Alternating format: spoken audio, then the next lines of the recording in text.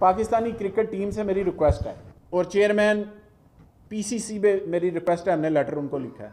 ये नजायज़ सोसाइटी जिसका नाम कहीं नहीं है, ये खिलाड़ियों की शर्टों पे लगा के ये पूरी दुनिया के अंदर बदनामी दे रहा है और ओवरसीज़ पाकिस्तानी उसको देखते हैं और उसके बाद देखने के बाद वो प्लॉट खरीदते हैं और बेचारे प्लॉट पैसे ही देते हैं, उसके बाद प्लॉट कहीं है ही नहीं।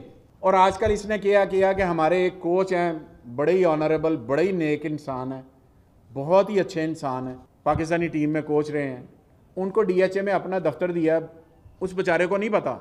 मैं इसलिए बता रहा हूं कि लोग, क्योंकि उन पे तो लोग एतमाद करते हैं ना, उनको आगे रखा है और उसके ज़रिए अपनी प्लॉट बेच रहा है, रोज़ाना की बुनियाद पर बेचता जा रहा है। 15-20 हज़ार से ज़्यादा प्लॉट बेच चुका है ये, ज़्यादा। वैसे तो सोसाइटी सारी इलीगल है, सवाए 765 कनाल के, उनको आगे लगाया हुआ है। तो मेरी उनसे रिक्वेस्ट है कि प्लीज़ इसके किसी फंक्शन पे मत जाएं, ये बदनामी का बायस है आपके लिए। लोगों ने आपसे पूछना कल को कि हमने आपको देख के प्लॉट लिया था तो हम किधर जाएंगे अब।